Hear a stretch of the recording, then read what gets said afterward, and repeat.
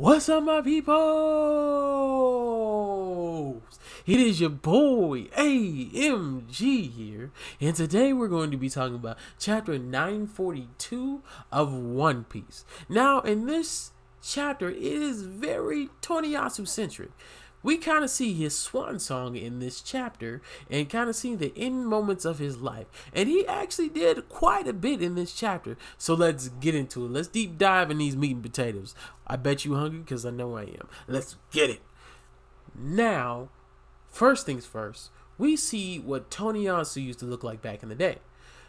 So I understand now why Shinobu and Kanjuro did not know who he was because he looks nothing like he used to. Like, the only thing that looks the same is his afro and his eyebrows. There's nothing that really distincts him, like points him, like makes him, look like even anybody have a recollection of him at all because he doesn't look the same. Like, back in the day, he looked like a strong, battle-hardened samurai, like warrior, but now he looks kind of flamboyant and like happy-go-lucky and everything. Like, he looks kind of soft as well. Like, he looks like he hasn't worked out in a long time. So it could be that because he's not training or anything like that, he just looks completely different. Also, we find out that Oden and Toniyasu were friends. It kind of seems like, if to me, from my viewpoint, it kind of seemed like Toniyasu was actually Oden's sensei or master or something like that. It looked like the relationship kind of reminded me of like Jiraiya and Naruto. Like, it kind of looks like that. And if it's not that, maybe he's just like an older brother figure. Oh, also some interesting stuff that we find out. We already knew that Toniyasu was a daimyo, but he was the Kozuki family daimyo. So he was one of the daimyos in their group. And it's stated that Toniyasu could have been the shogun. So this is something that's really interesting to me. We also find out that Orochi actually was part of the Kozuki family, and he betrayed Oden to get the shogun spot. Interesting. Now, these are things that make me think something else was going on. So let me just throw out a little thought that I have. I think when Oden went out to sea, which that was actually, he said something about that in this chapter. When he went out to sea, Toniyasu was going to be the shogun in place of Oden because it was a criminal offense that he left. That maybe Orochi kind of was like, he was an accessory to a crime, so they didn't give him a chance to be the shogun, and Orochi just kind of slipped under there and was able to do it. Or they could have took it by force as well.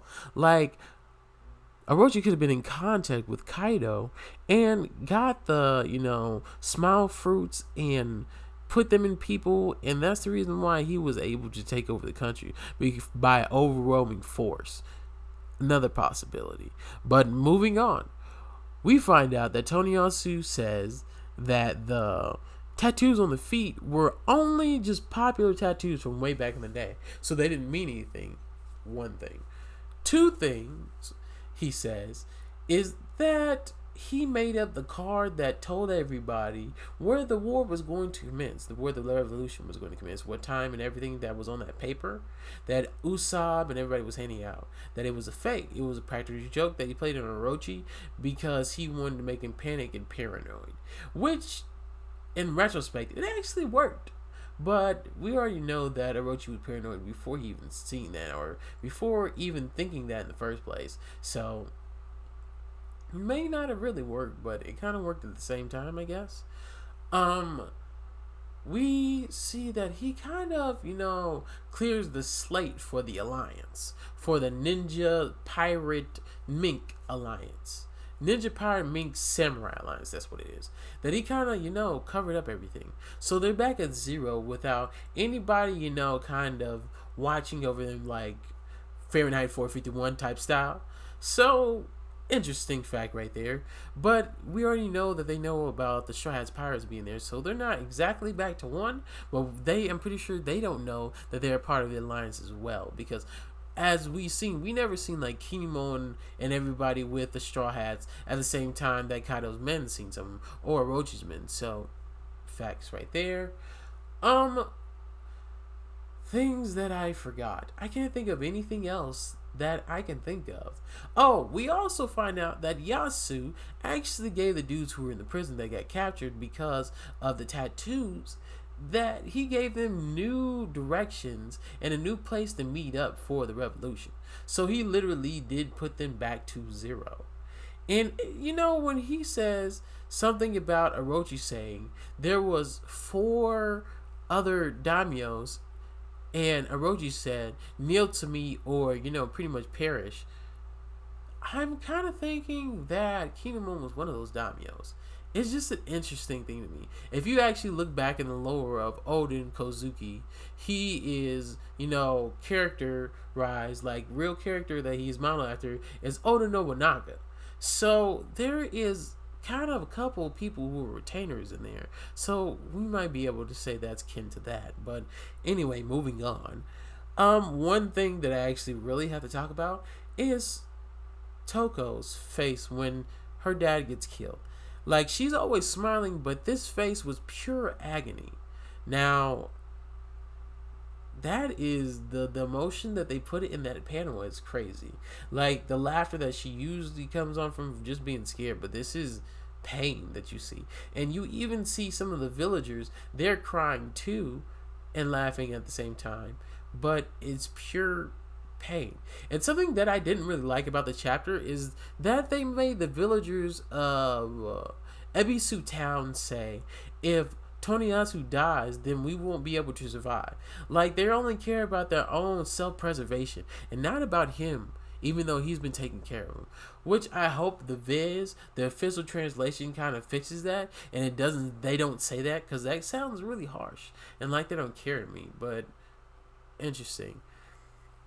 Oh, also one more thing. Toniyasu was actually in charge of the ports. So, interesting. So he's seen everybody pass through there for the most part. That's pretty interesting. That back in the day. And Kurosaki says the reason why Wano turned out like it was because of the devil fruits, because of the smile fruits. What does that mean? What exactly does that imply? I don't know, guys. So, like the video if you like the video, dislike the video if you dislike the video, and comment down below. Let's chop it up and let's talk about what you guys think and what that smile fruit comment meant and all the other stuff that happened in the chapter, because there was a lot of information that got dropped. But anyway, guys, my name is AMG and anime, manga, gaming is all that. And I'm out, people. Peace.